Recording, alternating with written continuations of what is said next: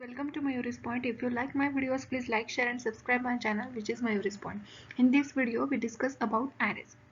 So, first point is array is the collection of similar data types. Array एक similar data types हमारे data types होते हैं integer, float, character. So, array है collection in data types का.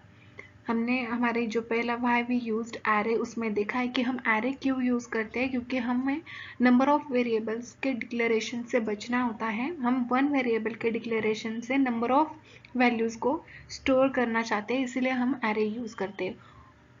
So array is the collection of similar data types or collection of similar entities stored in contiguous memory location. So वही meaning है इस line का क्यों कि हम array क्यों यूज करते हैं. तो सेकंड है point array of character is a string. array में जो हम कैरेक्टर यूज करते हैं तो हम उसको बोलते हैं string. ये भी मैंने अपने पहले वीडियो में जो कि why we used array जो था उसमें मैंने ये मेंशन किया हुआ था. सो उसका भी मैं लिंक डिस्क्रिप्शन बॉक्स में आपको दे दूंगी. अगर आपको वो वीडियो देखना है तो आप वो वीडियो जाके देख सकते हैं. So third point is each data item of an array is called an element and each element is unique and located in separated memory location. So array में जो डेटा आइटम्स होते हैं हम उनको एलिमेंट्स कहते हैं और वो यूनिक एलिमेंट होता है लेकिन वो डिफरेंट मेमोरी लोकेशंस पे स्टोर्ड होता है. सो अभी हमने array क्या है देख लिया. तो अभी हम टाइप्स ऑफ array जो one dimensional array and two dimensional array है उसके बारे में भी अभी इस वीडियो में मैं वन डायमेंशनल array के बारे में बता रही हूँ. तो अभी देखते हैं fourth point. An array can be a single dimensional और मल्टी डायमेंशनल. array एक तो सिंगल डायमेंशनल हो सकता है, एक तो मल्टी डायमेंशनल हो सकता है. Fifth point is one dimensional array is known as vector. जो फर्स्ट टाइप है array का वन डायमेंशनल array उसे हम वेक्टर भी कह सकते हैं. एंड टू डायमेंशनल arrays जो सेकंड टाइप है array का उसे हम मैट्रिक्स कहते हैं. Start with first type of array that was one dimensional array. So declaration of an array. हम वन डायमेंशनल array में हमारे array का डिक्लेरेशन कैसे करते हैं. तो उसका सिंटैक्स है डेटा टाइप जो भी हम इंटीजर, फ्लोट, कैरेक्टर जो भी डेटा टाइप यूज करना चाहते हैं उसे हमें पहले मेंशन करना है. फिर array का नेम जो भी कोई हम array का नेम देना चाहते हैं and in bracket size of that array and terminator. Example में नीचे दिए हैं इंटीजर ARR array का नेम है. यहाँ पे डेटा टाइप है इंटीजर. ARR array का नेम लिया हुआ है मैंने एंड ब्रैकेट में 100 वैल्यू स्टोर कर रहा है. मतलब ये array की जो साइज है वो 100 है and terminate orbiter. Next example है इंटीजर डेटा टाइप में मार्क array नेम है. मैंने array का जो नेम है मतलब वेरिएबल जो है हमारा वो मार्क है. वो साइज है उसका 100. हमने उसका साइज 100 रखा है, उसमें हम 100 वैल्यूज को स्टोर कर सकते हैं. नेक्स्ट एग्जांपल है इंटीजर ए जो है हमारा array नेम है एंड ब्रैकेट में हमने 5 साइज दी है.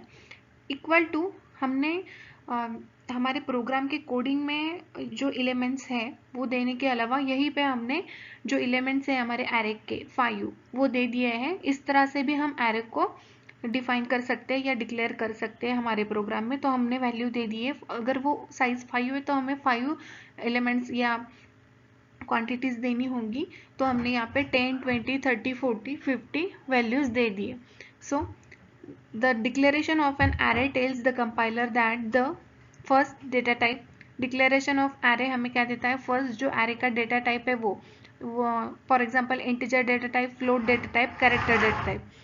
B point is name of the array. जैसे कि मैंने अभी एग्जाम्पल में ARR मार्क ये जो है ए जो है वो नेम ऑफ द array है. तो हमारा डिक्लेरेशन ऑफ array हमें क्या देता है, first data type, second name of the array and bracket में हमें देनी होती है साइज ऑफ द array. हमारे जो array है वो किस साइज का है, तो थर्ड है size of the array. And number 4 each element it occupies memory space. जो हम एलिमेंट्स दे रहे हैं अभी हमारा जो थर्ड एग्जाम्पल है ए 5 साइज में 10, 20, 30, 40, 50 जी ये जो हमने 5 एलिमेंट्स दिए हैं तो 10 एक मेमोरी एलोकेट कर रहा है, 20 जो है वैल्यू वो एक मेमोरी एलोकेट कर रही है, 30 जो हम वैल्यू दे रहे हैं वो एक मेमोरी स्पेस ऑक्यूपाई कर रहा है. ये है हमारा array का डिक्लेरेशन. array का डिक्लेरेशन देख लिया और हमने देखा कि जो एक एक एलिमेंट होता है हम जो array में स्टोर करते हैं वो एक मेमोरी अलोकेट करता है, ऑक्यूपाई करता है. So for integer data type, अगर हमने एरे इंटीजर डेटा टाइप का यूज किया हुआ है तो it occupies 2 bytes for each element.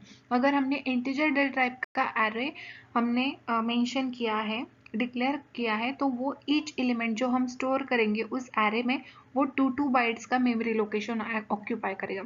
And for float it occupies 4 bytes for each element. Integer के लिए 2 बाइट्स मेमोरी अलोकेट होते हैं एंड फ्लोट के लिए 4 bytes. So we can represent individual array as, अगर हमने data type integer array in bracket 5 तो वो 0 से स्टार्ट होता है एंड फिर 0 1 2 3 4 इस तरह से। So symbolic constant can also be used to specify the size of the array as, हम सिंबॉलिक कांस्टेंट भी यूज कर सकते हैं हमारे एरे की साइज डिफाइन करने के लिए। हैश डिफाइन साइज 10, हमने अगर ये जो लाइन है हमारे प्रोग्राम में हेडर फाइल के बाद में लिख दिया तो हमारे एरे की साइज ऑटोमेटिकली 10 डिफाइन हो जाएगी। सो नेक्स्ट है डिक्लेरेशन हो गया, मेमोरी कैसे किस तरह से अलोकेट होती है वो हो गया। अभी initialization of an array, array के इनिशियलाइजेशन में हम यही देखेंगे कि जो हम एरे मेंशन करता है करते हैं हम एरे को, अगर हमने फॉर एग्जांपल अभी यहाँ पे हमने एग्जांपल में integer A R in bracket 5 और इक्वल टू में 5 वैल्यूज दिए।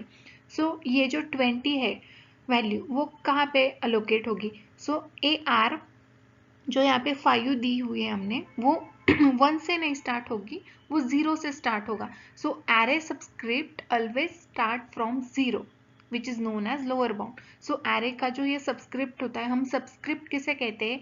हम एरे में जो ये ब्रैकेट में वैल्यू दे रहे हैं 5, उसमें जो वेरिएबल होता है, फॉर एग्जांपल आई वेरिएबल है, आई अलोकेट कर रहा है ये जो एरे की साइज है 5, उसे हम सबस्क्रिप्ट बोलते हैं। ये जो हमने 5 यहाँ पे मेंशन किया हुआ है ना, वो जिस वेरिएबल में स्टोर होती है उसे हम सबस्क्रिप्ट कहते हैं। सो यहाँ पे किस तरह से होगा? ए आर 0 में, ए आर 0 में कौन सी वैल्यू? जो फर्स्ट है 20। सो जो एरे है वो हमेशा 0 से स्टार्ट होता है एंड जो एरे का एंड है वो 1 less than the size of array. जो हमने एरे का साइज दिया है फॉर एग्जांपल 5 दिया हुआ है, सो उससे कम होकर जो लास्ट एलिमेंट है उसमें स्टोर होगा। तो अभी यहाँ पे देखिए मैंने मीन्स ए आर 0 से स्टार्ट हुआ है एंड डॉट डॉट करके ए आर 4, तो अभी ये एरे की जो लास्ट वैल्यू है 60 वो ए आर 4 में स्टोर होगी। सो एरे 0 से स्टार्ट होकर 4 तक होता है। तो हम ए आर 1 2 3 नॉर्मल जिस तरह से करते हैं वैसे ये इनिशियलाइजेशन नहीं होता है एरे का, ये है एरे का initialization. So total size in byte for 1D arrays, next point है हमारा total size in byte for one dimensional array. One dimensional array की टोटल साइज इन बाइट्स किस तरह से हम काउंट करते हैं? तो total bytes equal to size of data type into size of array. For example, if array is declared as integer 20, so array अगर integer data type का है और उसमें हमने 20 वैल्यू स्टोर की हुई है, तो total byte equal to integer data type के लिए हमने देखा अभी कि कितने बाइट स्टोर होते हैं, तो 2 बाइट्स एंड फ्लोट के लिए 4। तो इंटीजर के लिए 2 हो रहे हैं तो हम साइज ऑफ डेटा टाइप क्या लिखेंगे यहाँ पे? 2 and into size of array, हमारे एरे का साइज हमने क्या दिया हुआ है यहाँ पे?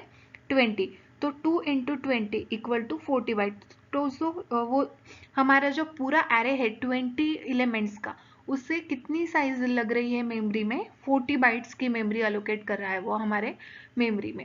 सो इस तरह से हम हमारे एरे की साइज काउंट कर सकते हैं। अगर यही अगर हमें फ्लोट के लिए करना है तो हमारे फ्लोट की जो है 4 इंटू 20, तो 80 बाइट्स अलोकेट होगी मेमोरी फ्लोट के लिए।